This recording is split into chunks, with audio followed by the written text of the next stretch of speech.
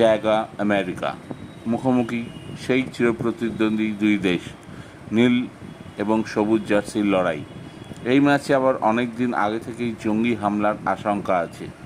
আমেরিকার প্রশাসন অবশ্য দুর্দান্ত নিরাপত্তায় মুড়ে ফেলেছে চারিদিক। মাছি গলার জায়গা নেই। স্টেডিয়ামের বাইরে থাকছে 5,000 সিকিউরিটি, ভেতরে থাকছে আরও 5,000। এছাড়া বিভিন্ন ওয়াচ টাওয়ার থেকে থাকছে স্নাইপার ব্রিগেড। আসলে ব্যাপার হলো 22 গজে এবার 2 বছর আগে হেরে যাওয়ার বদলা নিতে মরিয়া থাকবে পাকিস্তান।